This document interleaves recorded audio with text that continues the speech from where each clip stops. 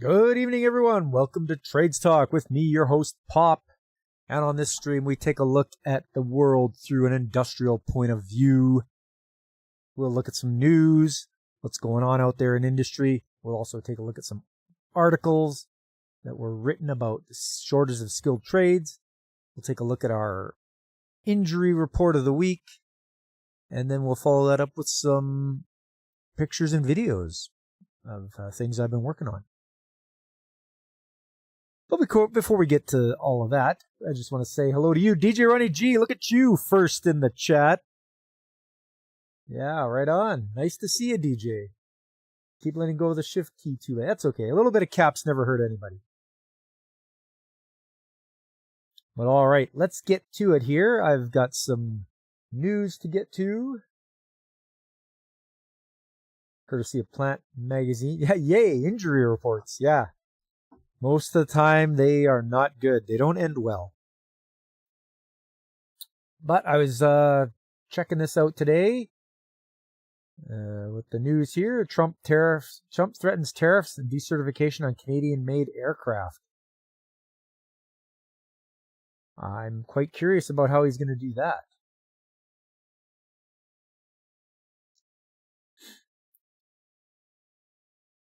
So let's go here.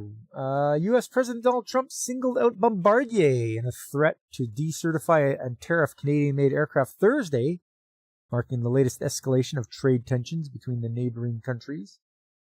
In a post on social media, Trump alleged that Canada has wrongfully, illegally, and steadfastly refused to certify the Gulfstream 500, 600, 700, and 800 jets. We are hereby decertifying their Bombardier Global Expresses and all aircraft made in Canada until such time as Gulfstream, a great American company, is fully certified, as it should have been many years ago. I don't know if he's onto something. I've never heard of Gulfstream. And I don't know why they wouldn't certify the Gulfstream jets that they're talking about, unless they just didn't live up to certain safety standards. You forgot to declare first. Yeah, that's right, DJ. First. The president said if this situation is not immediately corrected, he will put a 50% tariff on Canadian aircraft sold in the United States. In the lofty world of ultra-long-range business jets, Bombardier and Gulfstream are head-to-head rivals, with the Global Series battling for market share against Gulfstream's latest models. The more this goes on, the more I can see that there might be some shenanigans going on, especially if they're head-to-head rivals. Montreal-based private plane maker Bombardier routinely beats Gulfstream in the number of planes produced each year, but it has failed to rake in more money than its Savannah, Georgia-based competitor since 2012. Bombardier churned out 8 more luxury planes than the 138 produced by Gulfstream in 2024, while Gulfstream recorded $8.3 billion in billings versus $6.3 billion by its northern competitor, according to a 2025 report by the General Aviation Manufacturers Association. Okay. In a response posted to its website, Bombardier said it is an international company that employs more than 3,000 people in the U.S. across 9 major facilities. It said it also creates thousands of U.S. jobs through 2,800 suppliers. We are actively investing in expanding our U.S. operations, including a recent announcement in Fort Wayne, Indiana. Excuse me. This statement from Bombardier said, thousands of private and civilian jets built in Canada fly in the U.S. every day. We hope this is quickly resolved to avoid a significant impact to air traffic and the flying public. Whether Trump's threats are actionable is unclear. Experts are casting doubt on whether the president could unilaterally revoke an aircraft certification, much less multiple ones, in a sweeping move with big repercussions for U.S. air travel. I don't know if he has that power, said Ross Amer, CEO of California-based Aero Consulting Experts. You can't just say, just because Canada didn't do what we want them to do, I'm going to decertify the plane. I mean, that just makes sense. Hey, what's up, Fabric? How you doing? You have to be careful because you hear the first 6 chats are free, but Canada's new politic bureau will tariff anything after 6. Oh, yeah. But if you have family here, I think you get a family discount, don't you?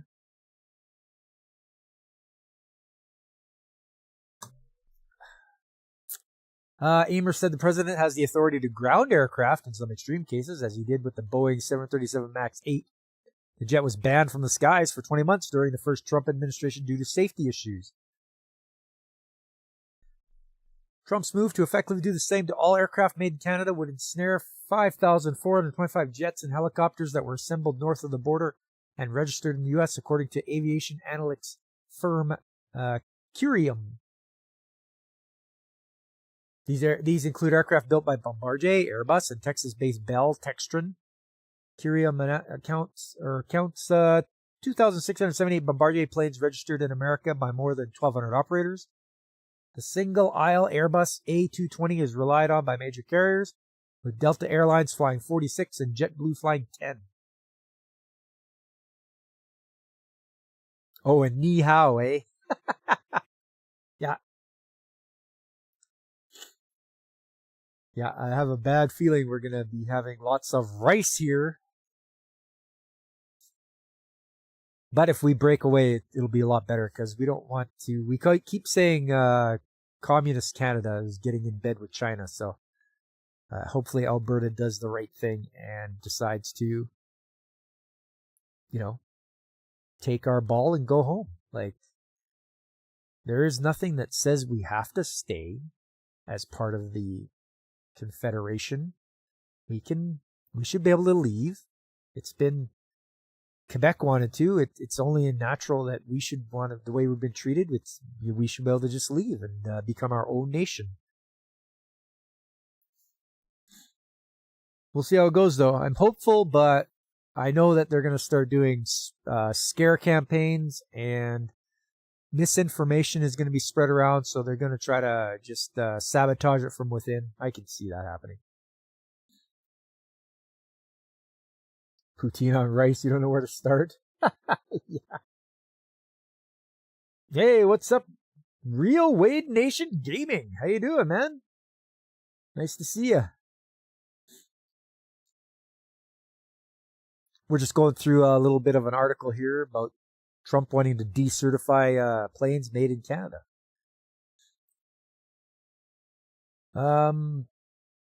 The smaller operators in the U.S. that fly the Bombardier regional jet for mainline airlines would also be hit by a temporary grounding. Certification typically plays out over years in a process handled by regulators, with authorities often working in cross-border cooperation to review applications. Aircraft certification, especially between Canada and the U.S., has always been very close, with Canadian authorities and the FAA in unison, said Amer, referring to the Federal Aviation Administration. However, Canada does not appear to have certified Gulfstream's G500, G600, G700, or G800 business jets that hold between 13 and 19 passengers, to the extent that the US and Europe have. As for Bombardier, any effective grounding in the US of its thousands of business jets now in service could damage the Canadian company's bottom line. It's okay, guys, because they'll just get bailed out by the federal government. That's what they do. Bombardier gets more money from the federal government than they do from selling their own planes. It's disgusting, but that's what happens when you're a Quebec-based company. If that's the case, they can't sell anymore, and the ones that they've sold technically can't fly in U.S. airspace, Amer said. Canada has re-emerged as a target of Trump's anger since Prime Minister Mark Carney gave a widely praised speech at the World Economic Forum in Davos. Yeah, that idiot opening up his big yap, flapping his gums, making things worse for us here. Yeah, thanks a lot. Thanks a lot, you big idiot. You flap your yap trying to talk big when you can't. You can't talk big because you're not. In his speech at the WEF, Carney warned that the old world order is dead and urged middle powers to band together as larger ones try to pressure them through economic coercion, kind of like China does to the countries that it wants. Huh? Yeah, okay. I was waiting for Carney to acknowledge that, but Trump responded in his own WEF speech saying Carney was not grateful and later withdrew an invitation to Canada to join his controversial Board of Peace. I don't know what's so controversial about it. Yes, Wade. I am in Canada. I am in the province of Alberta. The president's anger escalated Saturday when Trump threatened 100% tariffs on Canada over Ottawa's limited deal with China around electric vehicles and agriculture. Trump in the social media post called Carney a governor. Yeah, good.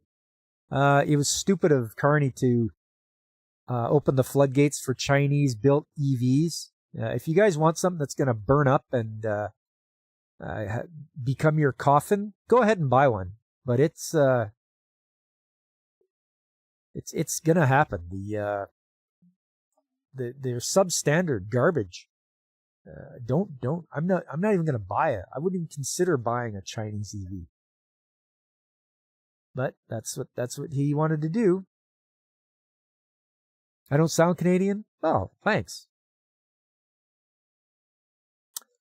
Treasury Secretary Scott Bessent later said those tariffs would only be applied if Canada signed a free trade agreement with China, which Carney has said Ottawa has no intention of doing.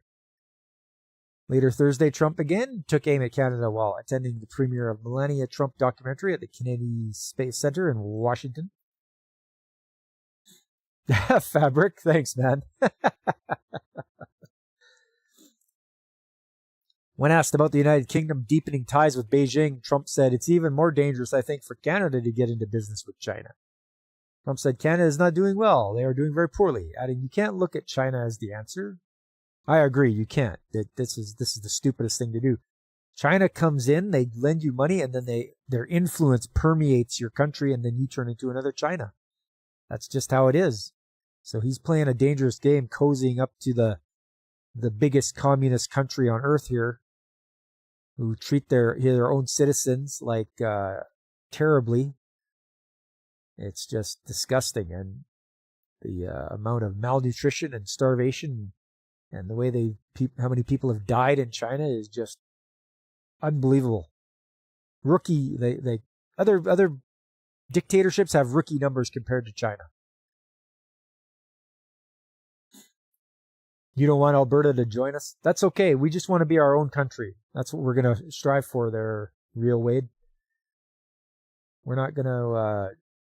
we shouldn't join the U.S. We should just be our own country, and we'll organize trade deals and such, make contracts, and we'll do things that way. We won't have to send our money to Ottawa, which is the capital of Canada. We won't have to send it there. As they do for transfer payments. And what transfer payments is, they take all the money out of the provinces that are making money and they distribute it to the provinces that are not making money. And it's a big waste. So that's what they do. And we don't want to do that anymore. The first thing they're going to do is say you're not allowed to play ice hockey anymore, Trump said. That's not good. Canada's not going to like that. If they start doing that, you can do anything you want, but just don't say we can't play hockey. So that was that news item there. Next one, GM is cutting a third shift at the Oshawa plant and hundreds of jobs are affected. Why are they cutting a third shift? General Motors says it will end the third shift at Oshawa Assembly on February 2nd as the facility moves to 2 shifts of production, a change the company first announced in May 2025 in a press release. On January 29th, GM said about 500 employees will be placed on layoff as part of the adjustment. Oof. Otherwise known as feed and Newfie. Those Newfies, they like the codfish and the screech, so if you could feed them in codfish, that'd be alright. In a separate statement on January 29th, Unifor, which represents hourly workers at the plant, said the shift elimination will result in more than 700 direct job losses with additional impacts expected among supplier companies.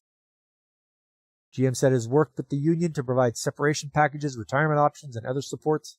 According to the company, eligible hourly employees will receive supplemental unemployment benefits that, combined with employment insurance, equal 70% of regular weekly earnings, along with continued access to health benefits.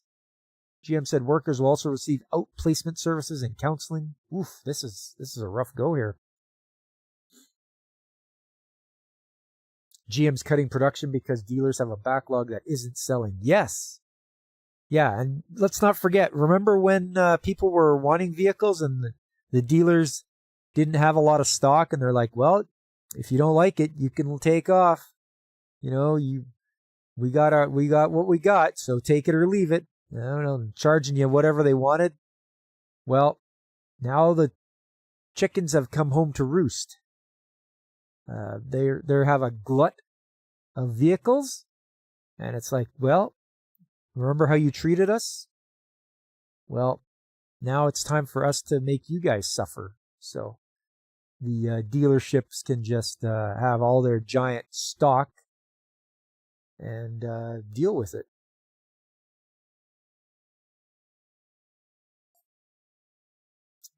The automaker said preparations continue for a $280 million investment to support production of its next generation of gas-powered full-size pickup trucks.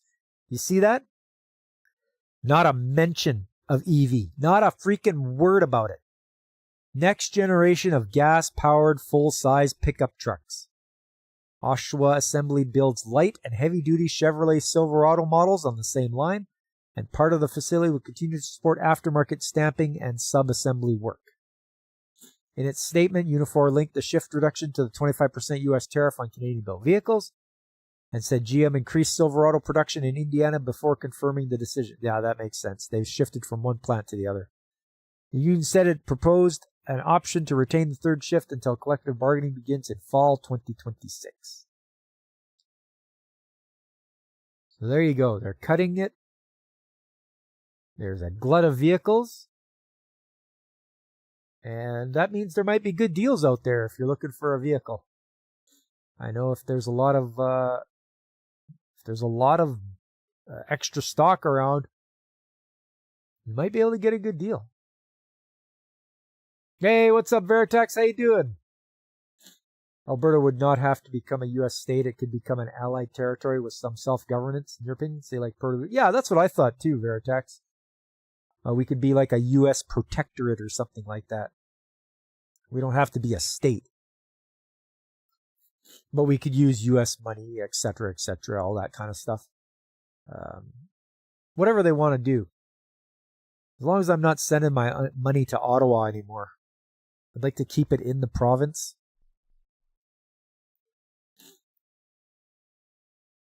This story here caught my eye too. Tariffs take $350 million bite out of CN rail revenues, with uncertainty now the biggest risk. So there's two rail lines in Canada, the Canadian Pacific and Canadian National, so CN and CP. There's only two of them, so it's pretty much a monopoly.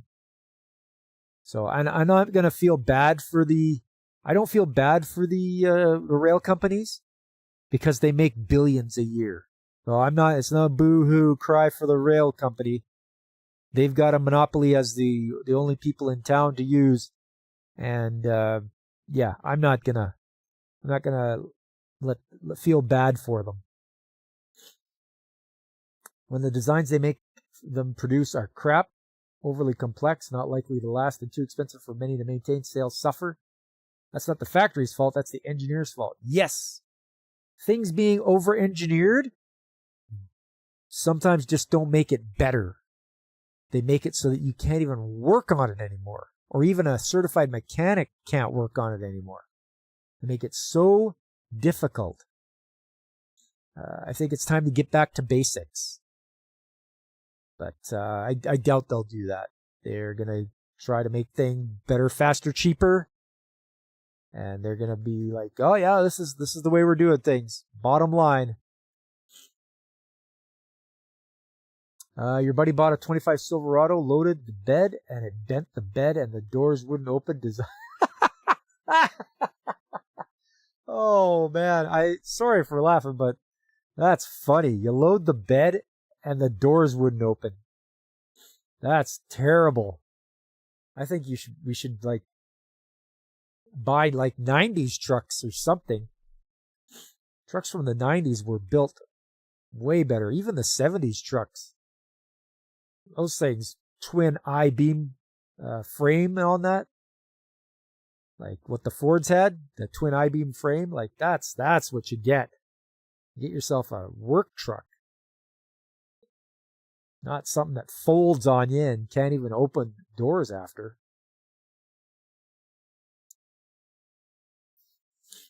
Let's have a look at this article then. This is the CN one. Like I say, I'm not feeling sorry for these guys. They make billions.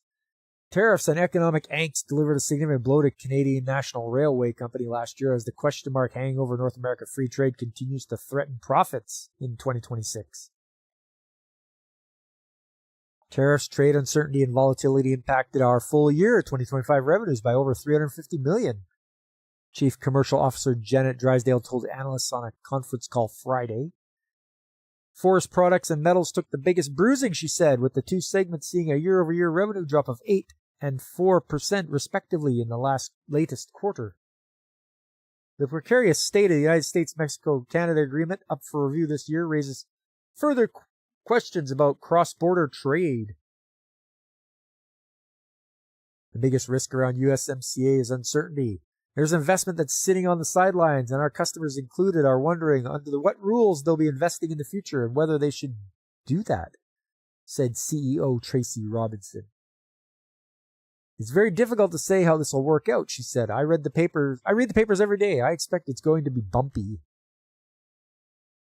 Some 32% of CN freight volumes were tied to the U.S.-Canada shipments, including cargo arriving at Canadian ports and bound for American warehouses, according to an arbitration ruling last April. For the coming year, Robinson predicted rail volumes would be flattish, assuming that tariffs stay where they are. You think it's funny as hell? You don't own anything newer than A989 because if you can't fix it, you don't need it. There you go. Attaboy, Fabric. I feel the same way.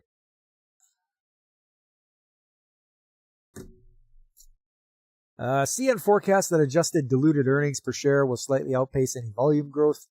The Montreal-based company, once again, this is Montreal-based company, so in Quebec, also said it plans to put about $2.8 billion toward capital investment. How can it put up $2.8 billion in investment unless it's making billion-dollar profits, which is what it does?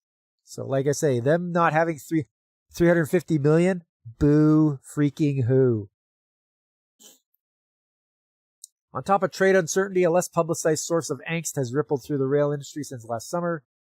Union Pacific Corp, the largest railway operator in the United States, announced in July it wants to buy Norfolk Southern Corp in a $85 billion deal that would create that country's first transcontinental railway and potentially trigger a final wave of rail mergers across North America.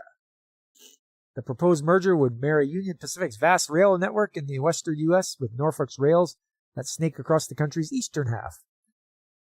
The combined railroad would include more than 80,000 kilometers of track in 43 states. That's 50,000 miles of track, with connections to major ports on both coasts. Okay.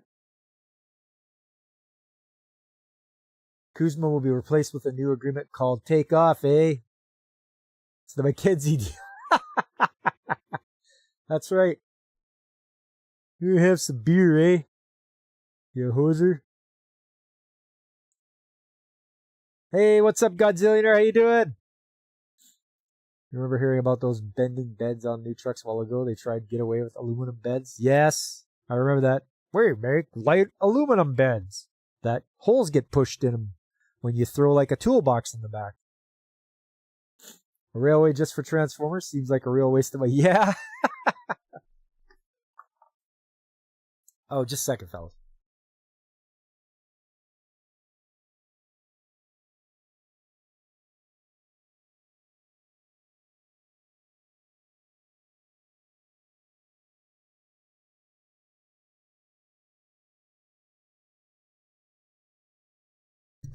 All right. Let's see. Where do we leave off here? Oh, yes. Canadian Railways have warned that without major conditions, the acquisition would damage competition, cost customers, and place unprecedented market power in the hands of a single railway, which would handle some 40% of America's freight traffic. This coming from the guys that are the monopoly. You get two choices here in Canada. You get Canadian National, or Canadian Pacific. So CN or CP. It's one or the other. And if we are, where I work, we are near the CN tracks. We use CN for all of our switching. And it's like, we can't switch we couldn't even ask CP to come up there because that's not their rail line. So they have a monopoly. These guys are freaking hypocrites. The impact on CN would be less than that of the other railroads, said Robinson, referring to Canadian Pacific Kansas City. Oh, that's right. It's CPKS or CPKC now. But it won't be zero. If the deal proceeds, a revised application is underway after U.S. regulators rejected it as incomplete. Robinson aims to carve out concessions and conditions. We believe there's opportunities if this is done properly, she said. Also Friday, CN reported that net income rose 9% per year, 9% year over year to $1.25 billion. See? Their net income was $1.25 billion. So yeah, no feeling sorry for these guys. That was in the 3 months ended December 31st compared to the same period a year earlier. Fourth quarter revenue increased 2% to $4.46 billion from $4.36 billion the year before. On an adjusted basis, CN said it earned $2.08 per diluted share in its latest quarter, up from adjusted profit of $1.82 per diluted share. Yes. CN's operating ratio, a key measure of efficiency and profitability for a railway for the quarter, was 61.2%, an improvement from the 62.6% a year earlier. For the full year, CN boosted profits by 6% to $4.72 billion and revenue by 1.5% to $17.30 billion. The Montreal-based company also raised its quarterly dividend on Friday, saying it will now pay 91.5 cents per share, up from 88.75 cents per share. These guys whining. They're making billions and they're whining about $350 million from tariffs. Wah.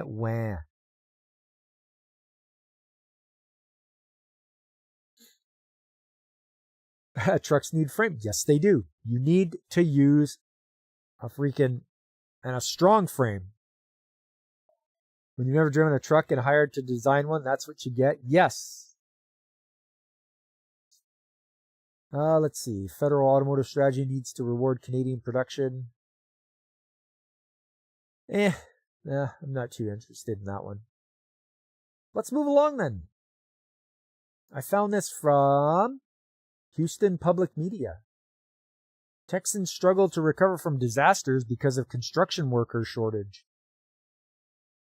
So those guys struggling from disasters are blaming because of the construction worker shortage. Okay. Experts say ramped up enforcement of immigration laws along with the state of education for skilled workers are contributing to a labor shortage, which we knew was here already. This shouldn't be anything new. Texas is a hotspot for natural disasters, from hurricanes to tornadoes to floods. And a newly released survey shows that as the weather becomes more severe, Texans' concerns about recovery increase. I don't know if any of you guys are near Texas or anything like that. If any of this is true, please let me know. This is from this says it's a service of the University of Houston, so take that with a grain of salt, or, it is a university after all, so. According to the Home Depot Foundation, 75% of Texans report challenges with rebuilding or long-term recovery, which is a direct result of shortages in skilled labor. Industry experts say increased enforcement of federal immigration laws along with the state of education for workers in the construction industry are contributing factors.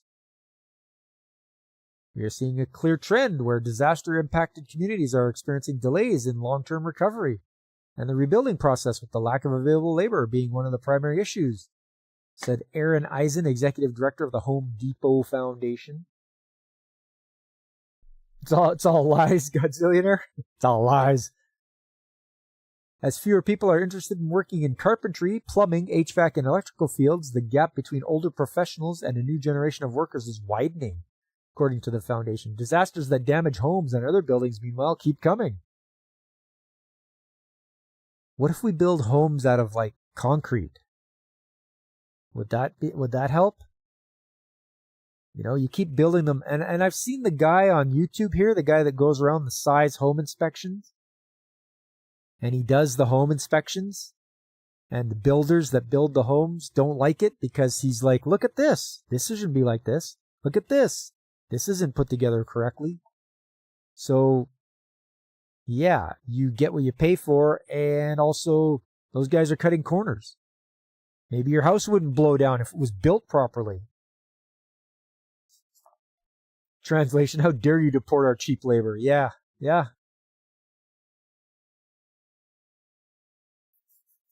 know, God forbid you pay somebody a decent wage to build houses. I believe it is a very big issue as we like contractors for our rebuilding services, said William Porter, Director of Long-Term Recovery at Team Rubicon, a veteran-led humanitarian organization. It is difficult at times of both how immediate after the disaster and also in certain locations to get qualified contractors to do the work. Post-disaster recovery varies with a weather's event's intensity and scope. Without proper assistance, the process can be much slower. Each timeline is so unique and has so many different challenges associated with it, but I think if you were one of the people impacted by a disaster, your answer would be as soon as possible. Well, no kidding. If somebody's house is demolished, when do you want your next house?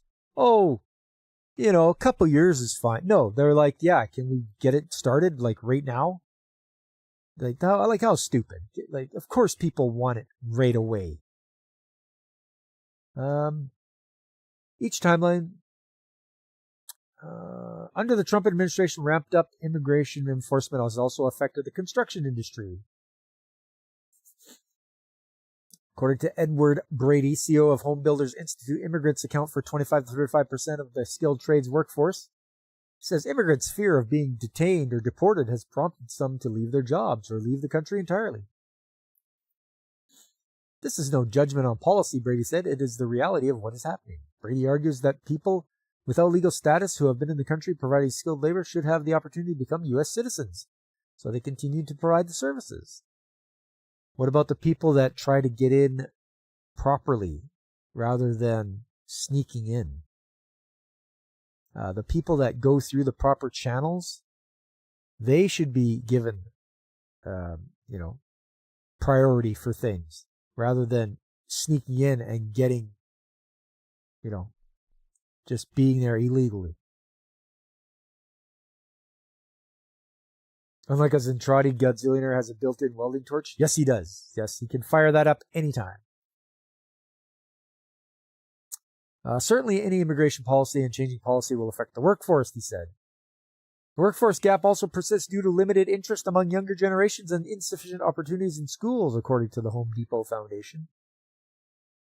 A common concern among leaders is the skilled trade world is the stigma associated with a career in construction. Eisen said many Americans are taught that only viable career paths require 4-year degrees, which is not true. You don't need a 4-year degree. Well, according to Billie Eilish, no one is illegal on stolen land, so Fabric should go claim her mansion from her. It's only fair. Yes, you want to look at the biggest hypocrite in the world? Look at Billie Eilish. She couldn't keep her big yap shut at the Grammys, so she's the one that has a personal security force and 3 giant stone walls around her mansion. So yeah, maybe just open it up. You're yapping it up about immigrants, legal immigrants. Make your home a sanctuary for them. Just open it wide up. See what happens. I'm sure they'll treat the place just fine. Nothing will go missing. Everything won't be trashed. I'm sure they'll behave themselves. They won't do anything untoward. I'm sure that's how it'll all play out.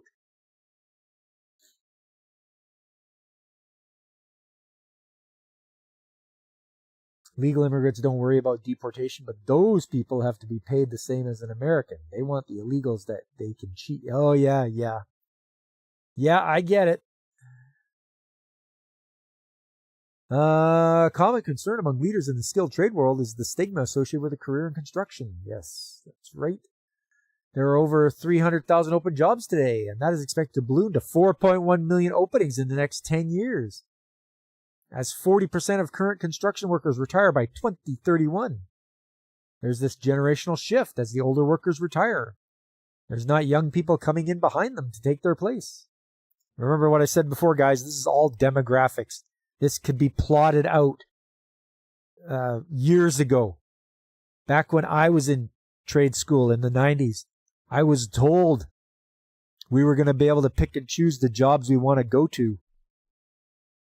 Because even back then, my instructor told me that all the older tradesmen are retiring. You're going to be able to go in there.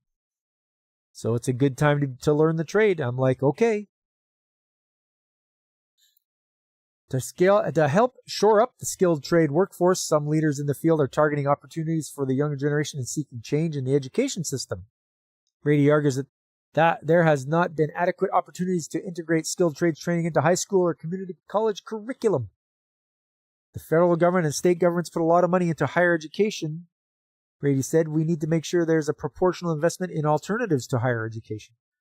That's where I'll argue with him. This idiot. Anything after high school is higher education, whether it's a community college or anything like that, a trade school. That is considered higher education, not just college, university. So, for every pop, they can hire 5 Pablos. So that's such a pro for deportations. I guess so. We'll go along to this next one from Lincoln Tech group of schools. Demand for transportation, skilled trade, and healthcare professionals projected to continue in 2026. Did they think it was going to stop at the end of 2025? Did they think that, oh yeah, 2025 is over, we're good. We're good now. Nope. They're like, no, it's going to continue into 2026. It's going to continue into freaking 2050. Lincoln Educational Services Corporation, a national leader in specialized technical training for 80 years, is expanding its presence across the country to address a growing shortage of skilled, trained workforce candidates.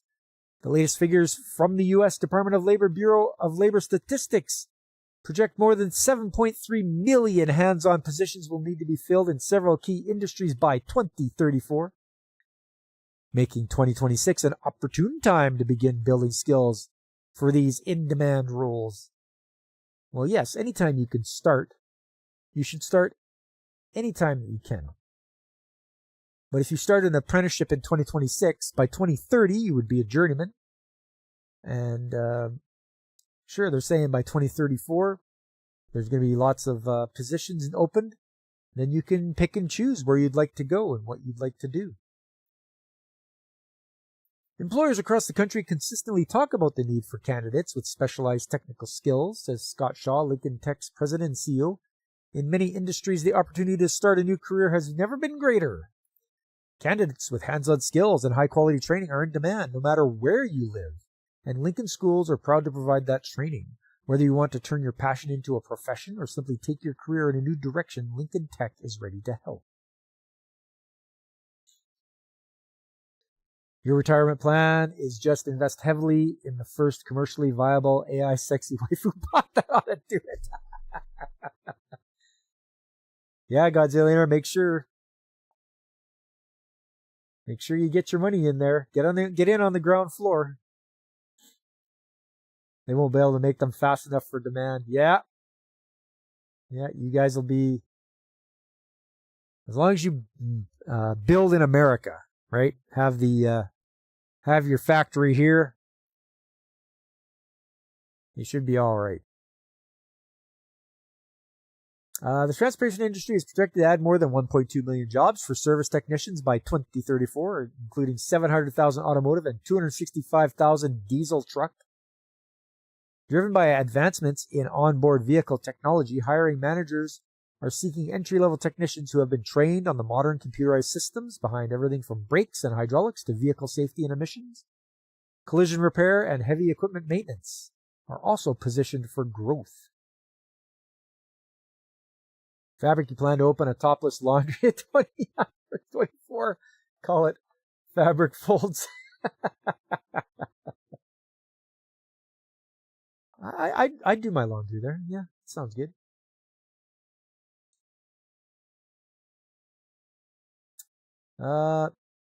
Anchored by the electrical industry, more than 800,000 jobs projected. HVAC for 401,000. Welding and computerized machining and manufacturing.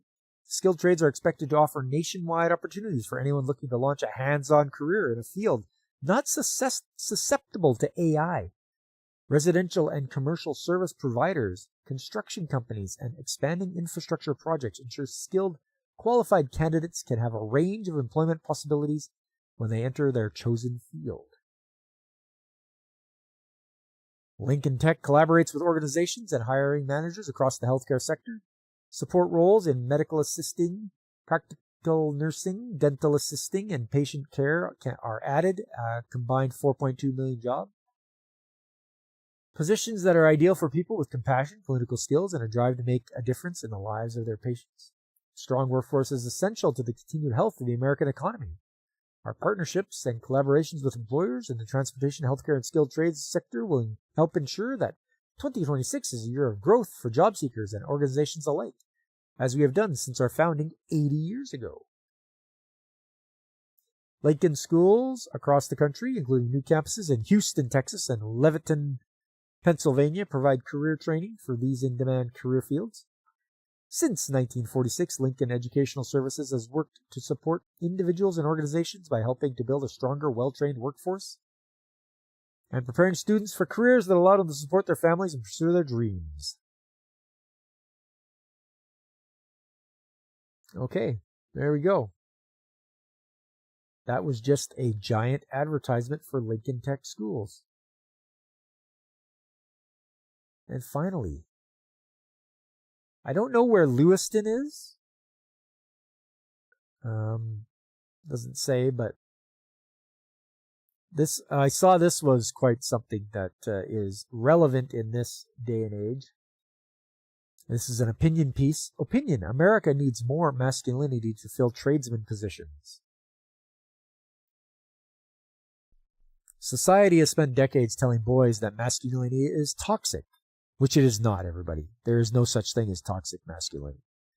And now there's a shortage of skilled tradesmen. The connection should be obvious. Through his on-again, off-again tariff dance, President Donald Trump has made one thing clear. He wants more things built in America. He's bragged about already securing more investment dollar commitments than former President Joe Biden did. I mean, that guy could barely string a sentence together, so, of course, as soon as Trump says a complete sentence, he's beaten Biden. Isn't Lewiston in Idaho? I'm not sure. Trump has long championed the rural communities devastated by factory shutdowns. I mean, I do try to be toxic. Should I try harder? Yes, maximum toxicity.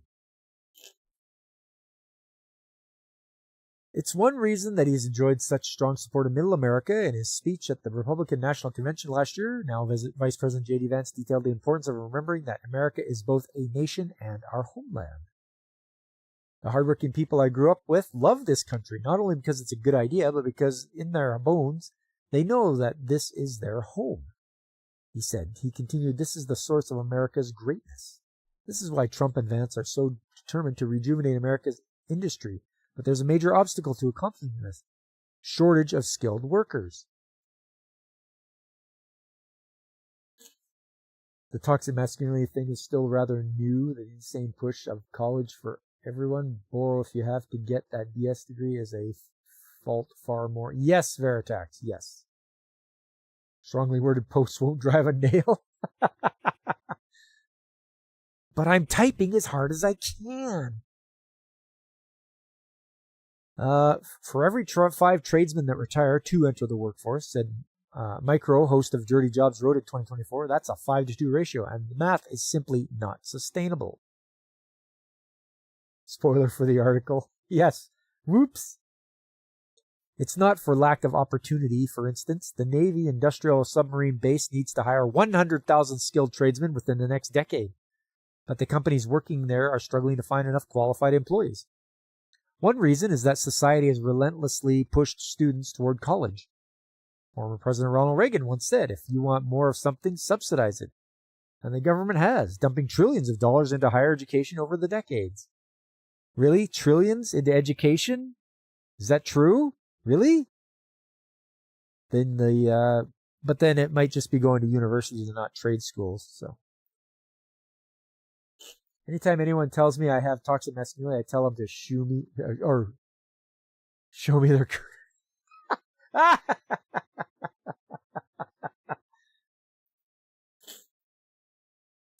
What they ought to do for people who can't find gainful employment, offer to forgive the student loans and accept financing to learn a trade to replace that occupation. That's a good idea, Veritex. It's like, oh, you went to university for philosophy, but you're not finding a job in that. Here is, you have to go do a trade now.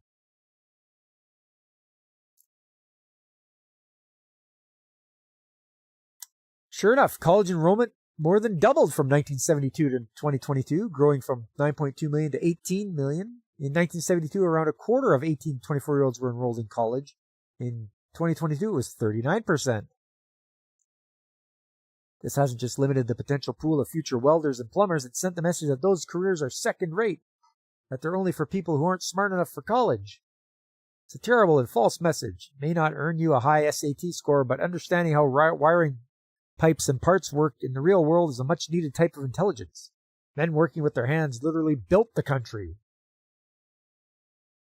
There's a more fundamental issue here, too. The skilled trades continue to be dominated by men. This isn't the result of a patriarchal society, but an innate difference between men and women. Men are stronger than women. They're more mechanically minded. They're more interested in working with their hands. They're more willing to do dangerous and dirty jobs like building the Hoover Dam. This doesn't make men superior to women. It makes men and women different. Women have their own set of strengths, including better language and social skills. Modern feminists rarely praise pregnancy, but growing a baby inside of you is the closest thing human beings have to a superpower. Yeah, but people that go into philosophy aren't exactly the type with disposition for the yeah, well put, Godzillionaire. Yes, very well worded.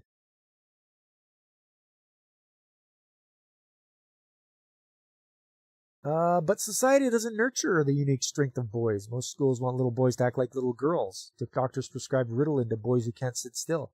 Male students see their success in areas like mathematics and engineering dismissed as the result of systematic sexism, not their achievements. Compounding this problem is the growing number of boys living in homes without their fathers. Little wonder so many men and potential skilled tradesmen have disengaged. The labor force participation rate for men 25 to 54 hit 98% in 1954, but in November it was under 90%. Masculinity isn't toxic, it's what built this country, and rebuilding American industry requires celebrating masculinity, not attacking it. Okay, well, let's see. There's local news. I thought maybe it would tell us where they're at.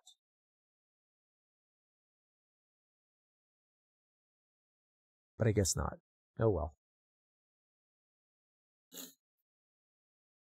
Oh no, Idaho. Yeah, you're right.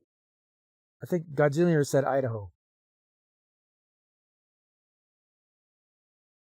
Anyways, I agree with that article. It's old and tiresome. If you've ever seen that there's toxic masculinity, that's an old and tiresome thing to say. It also shows the person has very limited brain capacity for thinking. Be masculine. Be a man. That's the thing. Don't worry about, offending people or anything like that. Just be yourselves, you guys. Descartes never wore an arm condom. No, I bet he didn't. Yes, Godzilla. America!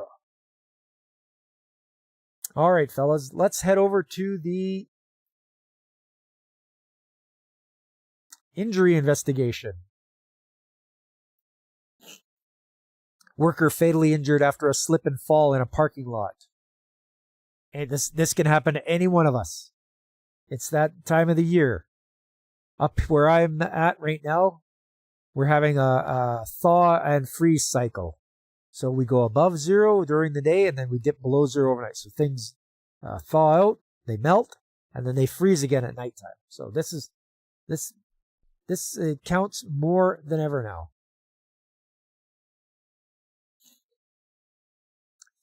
A worker at a vehicle rental staging facility lot was in process of entering a vehicle to move it to another facility when they slipped on the ice in the lot and fell, striking their head. The worker was assisted into the main building and met with the unit manager. Then they voluntarily left the work site and drove home. The worker redirected themselves to medical aid and was found unconscious in the parking lot at the local urgent care facility. The worker was admitted to the hospital where emergency surgery was completed. After surgery, the worker lapsed into a coma and was subsequently removed from life support the following week. It's accident time. It's accident time. Yes. Avis Budget Group is the American parent company of Avis Car Rental, Budget Car Rental, Budget Truck Rental, Payless Car Rental, Apex Car Rentals, Maggior Group, and Zipcar. Wow, they own a lot. The company's headquarters are located in Parsippany, New Jersey, United States. As of 2011, Avis Budget is the leading general use vehicle rental company in North America, Australia, and New Zealand.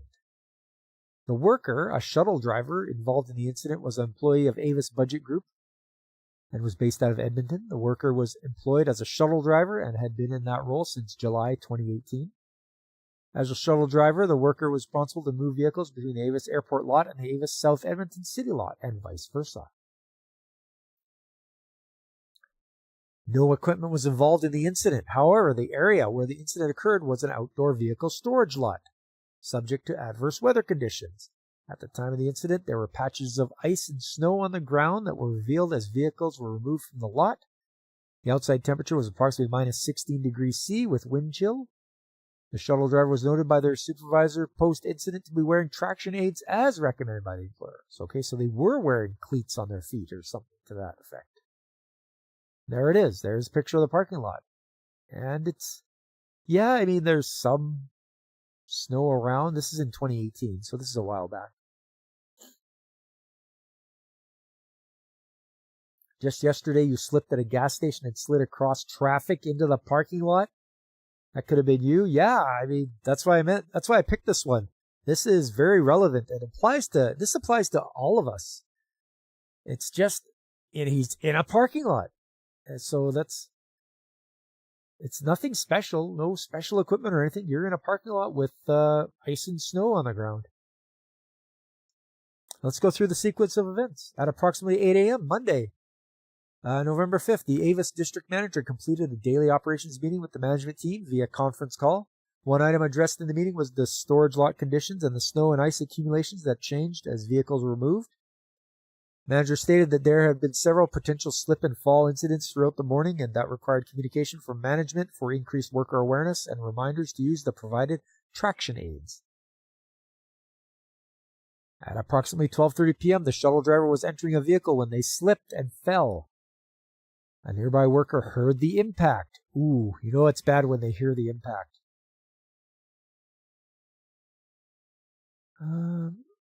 They approached the shuttle driver and saw them getting up off the ground. The shuttle driver stated that they had slipped and fallen. When asked if they were okay, the worker who responded, the two other workers approached and assisted the shuttle driver in getting up. The shuttle driver was driven from the incident site to the main office building where they left the vehicle and had made their way into the building unassisted. Yeah, Godzilla, be safe, just because this would be a really embarrassing way to go. Yeah. How did he die?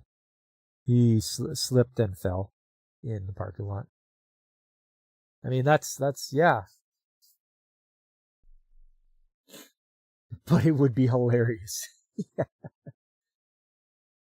The unit manager was informed of the incident and found the shuttle driver in the lunchroom, approached them and requested they come to the main boardroom. The shuttle driver did this unassisted as well. The unit manager interviewed the shuttle driver to obtain their side of the incident.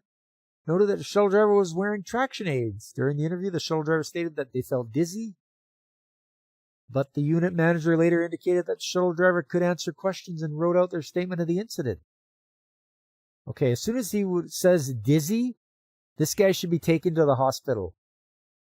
He fell and hit his head. Unit manager stated they saw no obvious bumps or abrasions on the shuttle driver's head, and the shuttle driver was alert and coherent. The unit manager and another manager made several recommendations during the interview that the shuttle driver be driven to the hospital to be checked out, all of which the shuttle driver refused. Okay. If he's going to be belligerent and refuse, I guess there's not much you can do, but they should have insisted and drove him to the hospital. During the interview, the shuttle driver stated that they felt it was best that they go home for the day and rest. The shuttle driver further stated that dizziness was going away, but that they felt a headache starting because they hit their head. That's what the guy should be thinking. This guy hit his head when he fell on the ground. The unit manager agreed and offered to have the shuttle driver driven home, which he also refused. Also, guys, when you've hit your head, don't drive yourself to the hospital. Don't even get into a car to drive. So get somebody to do it for you. Any head injury. The unit manager was aware of the shuttle driver's home address and roughly how long it would take to drive there. The shuttle driver left the work site at approximately 1 p.m. After the appropriate period of time, the unit manager had the dispatcher call the shuttle driver to follow up and ensure they got home okay. At least 3 separate telephone calls were made to the shuttle driver's home telephone number and cell phone with messages left each time. During the time period the shuttle driver traveling home, the unit manager continued to complete the necessary workers' compensation board and internal documentation. They also informed the district manager of the incident and following actions. When the shuttle driver could not be reached by phone, the employer called the shuttle driver's spouse and received an update from them. The spouse stated that they were contacted by the shuttle driver, who said the dizziness was returning. The spouse directed the shuttle driver to go to the urgent care facility and they would meet them there. The spouse arrived at the urgent care clinic and found the shuttle driver unconscious in their vehicle in the parking lot. The spouse summoned help and the shuttle driver was admitted to the urgent care clinic immediately. The shuttle driver underwent emergency surgery. The employer attempted to remain in contact with the family and was updated that the shuttle driver was removed from life support at 5:30 a.m. on November the 16th. A review of enforcement action was completed on July 3rd, 2019. It was determined that the prosecution was not appropriate based on the circumstances surrounding the incident. I mean, it's all on the shuttle driver and the guys that were in charge of him. You fell. You hit your head. You're dizzy. Right away, first thing. As soon as somebody says they feel dizzy after hitting their head, hospital. Get them there. Hospital, clinic, whatever is around. Get them there because it's going to end up like this guy. You're going to lapse into a coma and that'll be the end of you. You're removed from life support.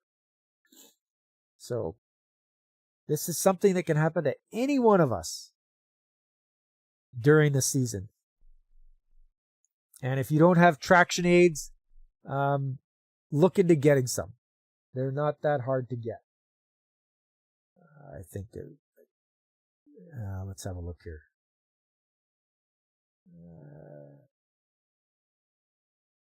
Traction aids. Yes, something like this. Like ice cleats. These things. Easily they slip on your boot. You can move them off to the side when you're walking around indoors. When you're outdoors, you just take them, you just slide them underneath. Because they just slide along your boot. You just go like that, boom, done. You've got traction aids.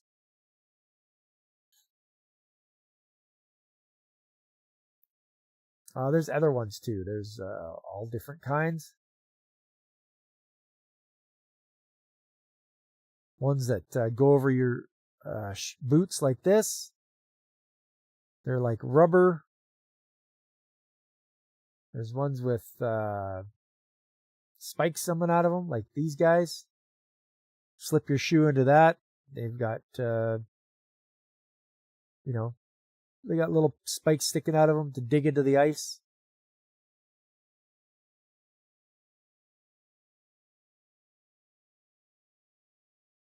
Like I said, these ones are good. The midsole ice cleats, I use these myself. They do well.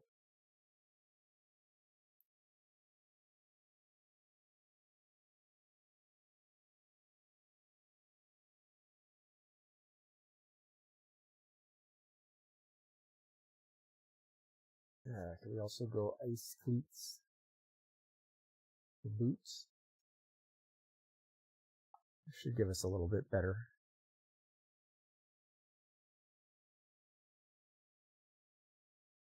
That just looks like a, almost looks like a shoelace. These look all right.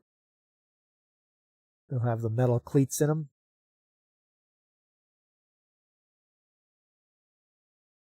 There's also a YouTube video, which ice cleats are the best. You got these guys. Look at those. Those are spikes. Those are like 1 inch long spikes. I don't know if we got to go that far. That would sure dig in. Something that can give you a positive purchase when you're walking around out in this weather, so you don't slip and fall, hit your head, and die.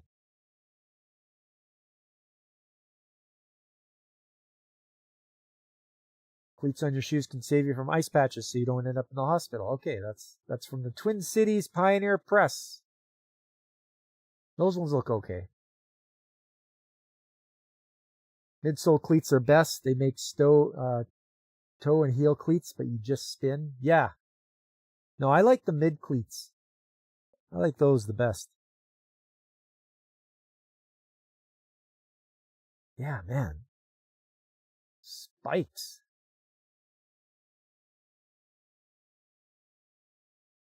Chains and spikes on that one. Whew. Anyways, you guys should be able to find them at your local store. I mean, we have Mark's Work Warehouse. I'm sure we could get them there. Canadian Tire. I mean, even Amazon is selling them. You can get them from Amazon there if you want. Yeah, Canadian Tire. Where else? Uline of all things.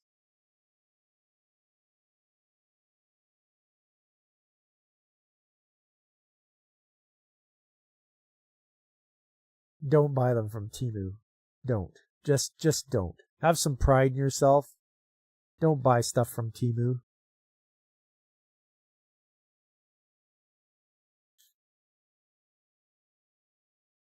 But yeah, I mean, even they noted that the driver had those on, but he still slipped, which is kind of strange to me that he would still slip even though he had it on.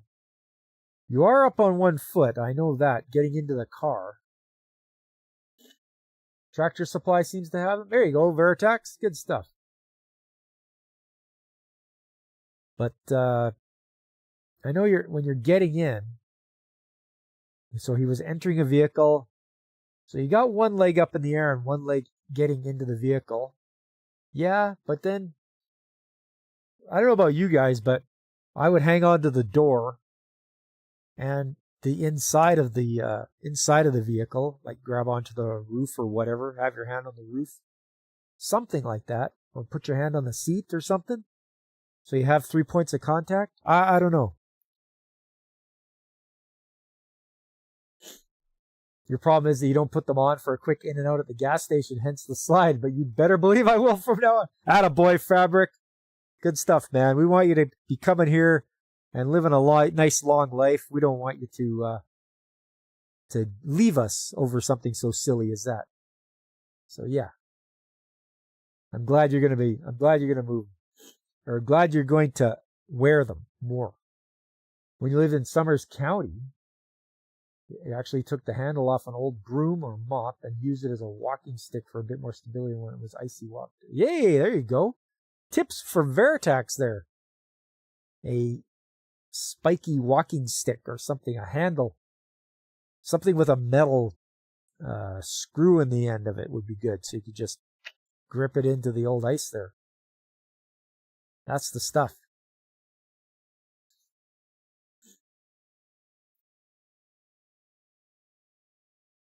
Even the New York Times, for what it's worth, has the 4 best ice cleats shoes for 2026.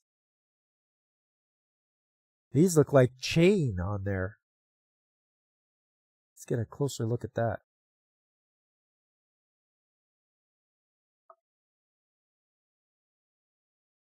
Yeah, that looks like chain. Look at that. Easy to take on and off, it looks like. Yeah, I'd use those. And they even got it for city walking, for longer distances, and for ice fishing in the backcountry. And for road running. Don't run in the winter, you guys. Don't run. That's even better way to have an accident. Running on ice in the wintertime. 2 points of contact dangerous, 3 points are better, and 4 are best if you can manage. Yes, that's right, Veritax. Exactly. They always teach us 3-point contact when entering a vehicle. Like when I get into the skid steer, it's 3 points of contact climbing up the skid steer to get in. You know, you're getting in the forklift, 3 points to get in, 3 points to get out of the forklift seat as well. So you stand up, I stand up, I turn, I put my hand on the steering wheel and one on the seat, and I put 1 foot down on the ground. There's my 3 points of contact, and then the other foot comes to the ground after that. So it's just a forced habit to get into. You got to force yourself. Okay, I'm going to do 3-point contact coming in and 3 points contact getting out. That's the thing. It's got to be a learned habit. You must master the penguin walk, Daniel-san. Oh, Daniel-san. Penguin walk. Yes, that's what they say, the penguin walk, which is where you don't stretch your legs out far and take far steps. Do sort of a shuffle and keep your center of gravity low and don't let it move too far away from you.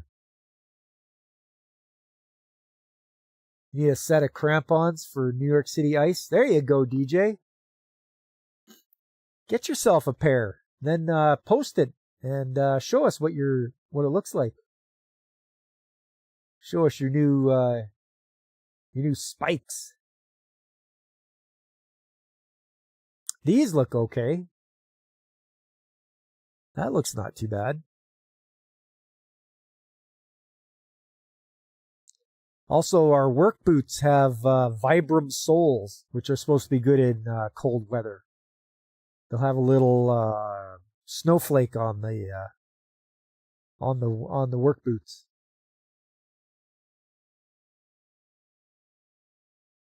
Which yeah, what are these? Are these built right in? Ooh, look at these guys. Flip down ice cleats. Nice. So you just flip them and they'll help you dig in. That's all right.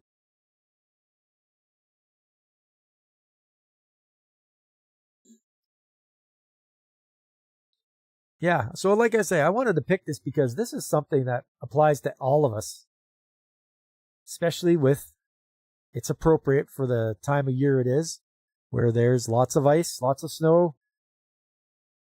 The one you got to be careful of is when you get snow on top of ice, because you can't see it. So now it's even worse for you because you think you're just going to step in the snow, but all of a sudden there's hard ice underneath and whoosh, you're gone. You guys got a commie mare that doesn't know how to trash pick up and snowplows work? Clean and heel feels weird. Recipe to be flat-footed and knocked over. Yeah, I mean, I haven't tried clean and heel there, Veritax, but I'd give it a shot to see what it's like. So, guess what it comes down to is just be careful out there, guys. All right. Let's go. Let's move away to something a little more happier. Let's do picture time. Oh, it's picture time. It's picture time. Just do a little bit of display capture here. Whoop, there we go. You find when you know there is ice, you don't take your feet off the ground nearly as much. Yes, that's the thing. Small steps. Small, careful steps. Keep your upper body over top of your lower body. Don't lean further back or forward.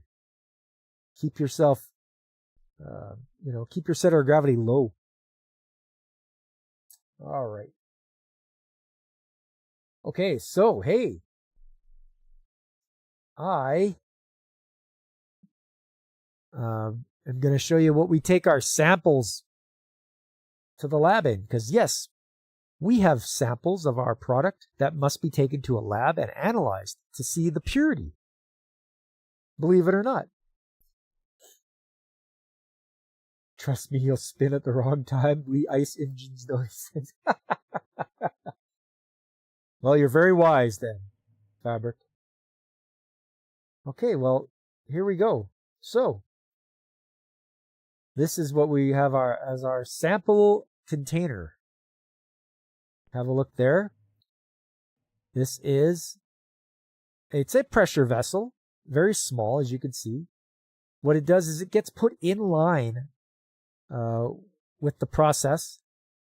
So you can hook it up to one of the flexible lines and just have it pass through as like usual, but then you can fill it up. And as you can see here, it says right there, hydrogen sulfide, H2S. So very well marked as to what the contents are. It says it's flammable and it's poisonous. And there on the ends are 2 needle valves. And so what's the one I have my hand on right now, this one was passing apparently. So when a needle valve passes, it's got to be rebuilt. So I'm going to remove it. You like to try the toxic gas with ranch dressing on the side?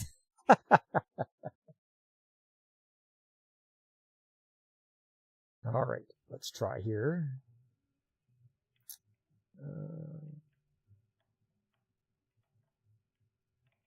So what you do is you hang on to the one end there so that it doesn't peel itself out of the vise. And there you go. Take that off. Not much to it. It's just pipe threads. Let's thread it on there. Take that off, and there we go.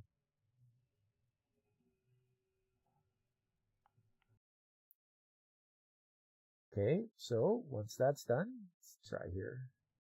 Just fix up this. There we go. And so I went and grabbed a new needle valve. And what you do is you grab your trusty Teflon tape.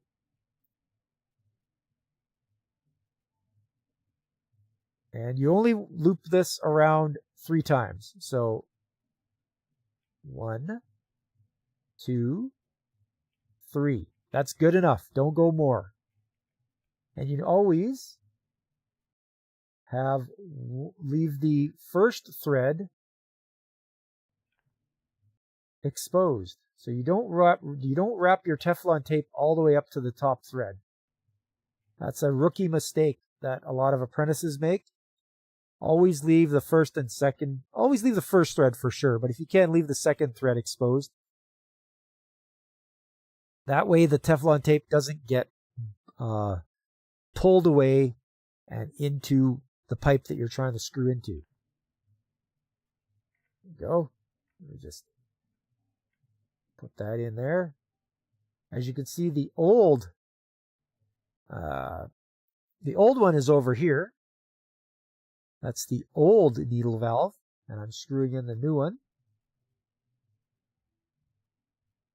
And you reach a point where you can only do it so much by hand, and then you get your trusty little pipe wrench out.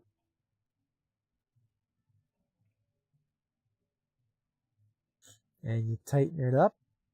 You're trying to line it up with the other valve. At least that's what I'm trying to do. Line it up so that it looks nice. Keep the valve knobs in line, you know. The SO2 is stale. Do you have a 1987 vintage? I heard that was a good year. There we go. Give that a tighten. And then from there, it's going to need to be pressure tested. So I'll take the bottle of nitrogen, hook it up to it, and then spray it down with some Snoop. And that will be the pressure test. You'll check for bubbles, because bubbles will start coming out. It's just a soapy solution. So you just spray the connections. And you'll find out right away if there's a leak, because it'll start bubbling like crazy. There we are. And that's how I have to do it. I have to hook up this end here. And then we'll screw the hose from the nitrogen on there, and that'll pressure test it. So yeah, this is what we take the samples in for our lab sampling. So it's very important that these things don't leak. Because if they start leaking, then it's going to hurt a lot of people.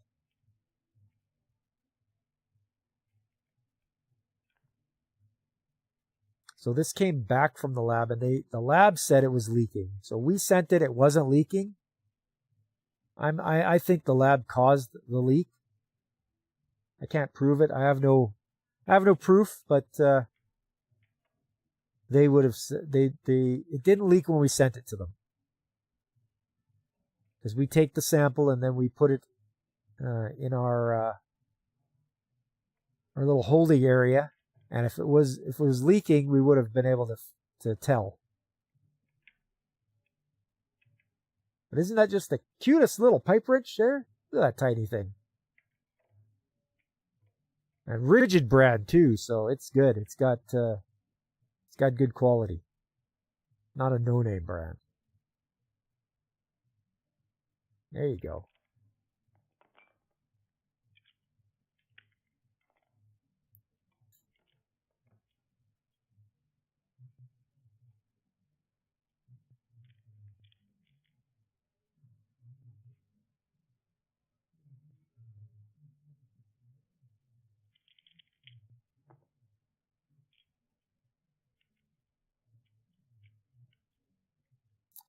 Yeah, and this is where I made the mistake. I had to put this on because it's JIC fitting, which is a type of hydraulic fitting.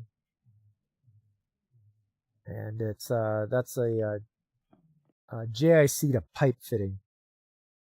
I can show you there. So that's just a pipe coupling, 1/4 inch pipe coupling. This is a 1/4 inch to -6 hydraulic fitting. And that's how you size your hydraulic fittings. It goes by dash numbers. So -6 is equivalent to 3H, -8 is 1/2 inch. Right? It goes by 16ths. So if you say a -4, that's 1/4. Just a little bit, just so you guys know. It's all, that's how they size those. And then we'll have a JIC hose to screw on there for the high pressure nitrogen. And we'll go to about 300 PSI just to make sure that everything's fine. This thing probably can go to 3000 PSI, but we never get that high. There's no way we could get up over 260 psi, because that's all our compressors will put out. So there's no danger of us overstressing this sample container.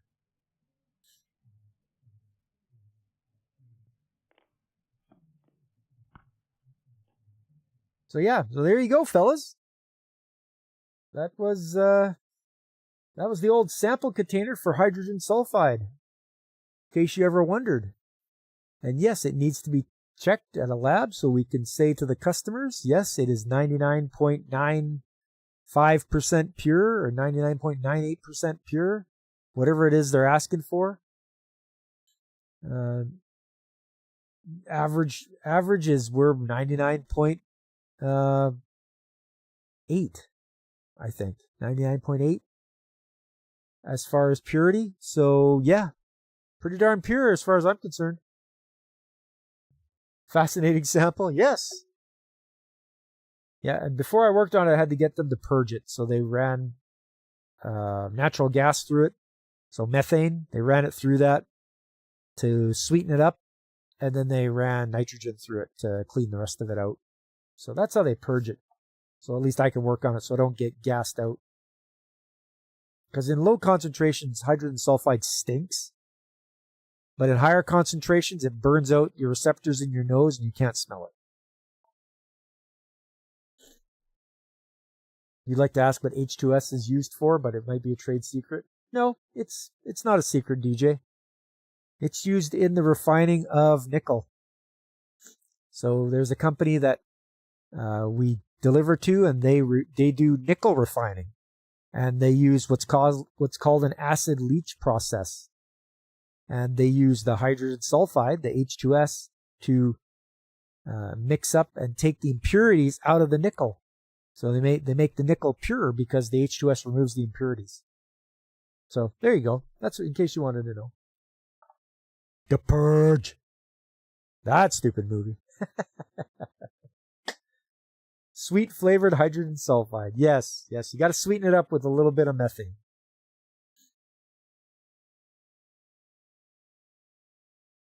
All right, fellas, we're going to start wrapping her up here.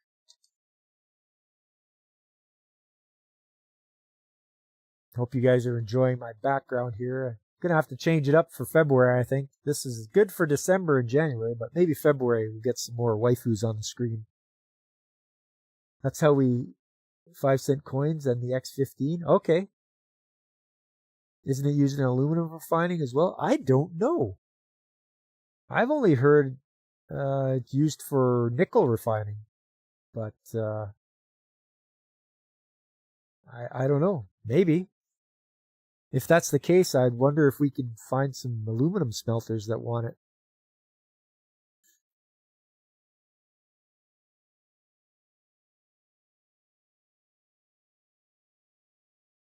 But yeah, I'd like to thank you guys for coming out tonight.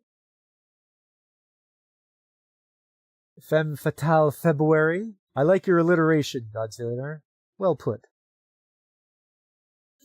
We'll have to look for some femme fatales then. Some femme fatale waifus. These ones aren't femme fatales. These are great. You weren't able to make Sunday, but you did enjoy the replay. Oh yeah, right on, Fabric. Thanks, man. Did you like Cyberpunk? Because for anybody that doesn't know, that's what's coming up on February. The theme for February is going to be Cyberpunk. And I've already gone through a few Cyberpunk shows, and I'm going to go through a lot more coming up.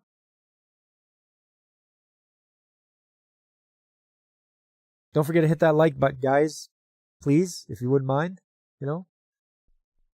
Still waiting on Opie October. Hey, I did Haremtober. But Opie October sounds like a good idea. Too bad we got to wait till October. That's a long ways away. Okay, guys, coming up Saturday, you know me. I play the retro games on Saturday.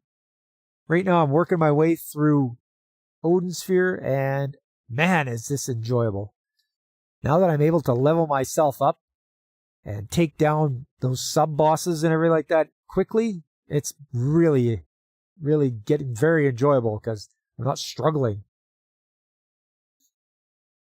So, stop on by Saturday, 9 a.m. Mountain Time. We'll play some more Odinsphere. Hopefully I'll be wrapping it up soon, and then it'll be just another game to pick. I have to pick something else to play, but we'll see if we get through it. Then on Sunday, as I was saying, it's Cyberpunk. We got lots of Cyberpunk out there to catch up on. Man, there's so many good ones, and I've watched a lot over the years. I've had my fair share, like Ghost in the Shell, Armitage, just a lot of other ones that I can't think of off the top of my head right now. But there's a lot of good Cyberpunk out there.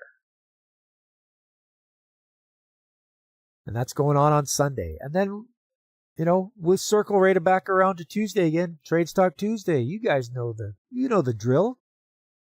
You come on in. We do our articles and check out the news there. We see what's going on. See the shortage of the skilled tradesmen. We check out our injury reports. Maybe check ourselves, take a deep breath, and think to ourselves, we should work a little bit safer. We should do things a little differently to take care of ourselves. Do I have Bubblegum Crisis on the list? Let me check. I have my trusty book here that I write all my shows in that I want to do. And... Nope, I don't have Bubblegum Crisis, Godzillionaire, but I can add it. Bubblegum Crisis. Okay, I added it. It's on the list.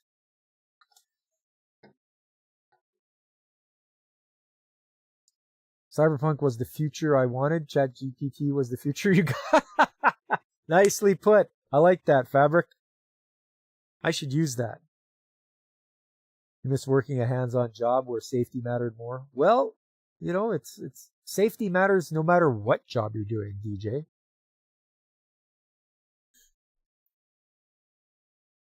Nowadays, your biggest danger is the HDD degausser and your home.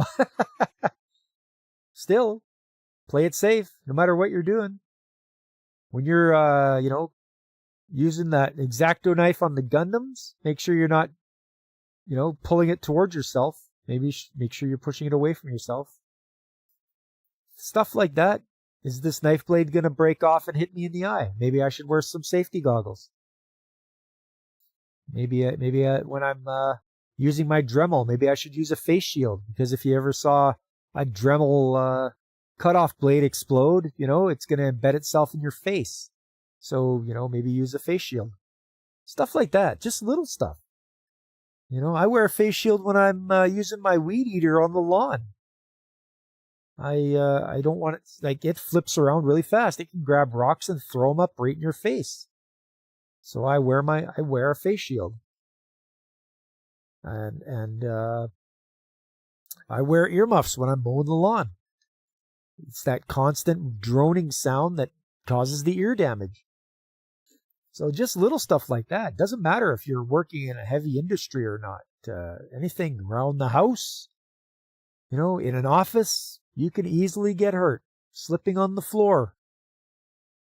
Stuff like that. Waxed floor, or somebody spilled something on the floor and you slip on it. Boom, done. Down on the ground. Hurt. So don't relax thinking that you're not in an industrial setting and you won't get hurt. You still will. Just differently. You always hold the Dremel near your eye to ensure you safely use it by seeing it well. I see. You want some cornea surgery or something like that, eh? Yeah, you just kid, yeah. Oh, but don't forget, guys, when I'm not streaming, you can check out people like DJ Ronnie G, who has his Monday show on Thursdays. Maybe ask him to show you his Dremel. There's also Pacific 4 and 4. You can join Mike, Baron, Cash as they They do their pop talk. It's always a fun time. Brandon, the anime guy. Carl at the RNG podcast. Or actually, I believe it's RNG Gaming. Yeah, you can check out Carl there. He's a good guy. There's also Infinite Metal. He's probably streaming right now. You can tune in and watch Infinite Metal on Twitch. It's fun because he plays retro games as well, but he also gets mocked by this undead dragon lord. So I come for the gaming, but I stay for the mockery and ridicule. It's fun. It makes for a good laugh. I've also referred to him as the Edgar Bergen of Twitch. If you guys don't know what that means, Edgar Bergen was a famous ventriloquist, and he had his dummy called Charlie McCarthy, and it always sounded like two different people when they were talking back and forth. But obviously it was just Edgar Bergen doing his thing, and that's what it sounds like when I listen to Infinite Metal. And finally, a VTuber that I like to watch, her name's Call Me Kixie. She's on every Saturday at about 1:30 Mountain Time, and she streams for like 6 hours. She plays indie games. She has a great family-friendly atmosphere. She's very welcoming and she's very sweet. She's sweet to everybody, so she's very kind. So if you want a VTuber that's wholesome, family-friendly, you can tune in to Call Me Kixie. Actually, the wet force scenario resonates. You nearly broke your neck slipping near the water cooler. GJ! Come on, man. And that's exactly one of the things I was talking about.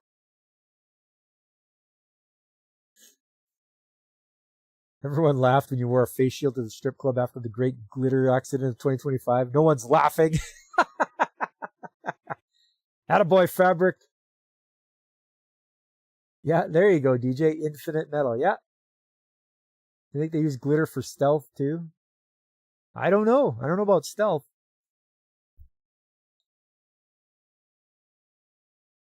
All right, fellas. That's going to be it for me for tonight. I appreciate you guys coming by, and I hope you had a good time, because I sure did. You guys are the ones that make it fun for me to stream and share my experiences with you, and, hopefully inspire some people to go into the skilled trades. I'm always open for questions. You got questions, I can answer them to the best of my ability. I don't know everything, and that's the key. That's the key to things. You don't have to know everything. You just have to know where to find the answer. You didn't wet the floor, but you did use the wet floor sign to arrest your fall. I don't know why someone wouldn't just put printer paper on the floor to absorb the water. Yeah. Or grab a mop, or paper towel, or floor dry, or anything. Absorbent pad. That's what you did before disposing of the paper. Yeah. You be careful out there, DJ. I don't want to see and hear about, a guy in New York that got hurt slipping on the floor. Because who's going to be doing the, hey, yo, I'm walking here, You're a fellow New Yorker, DJ Ronnie G. The mop is elsewhere, different guy. Okay.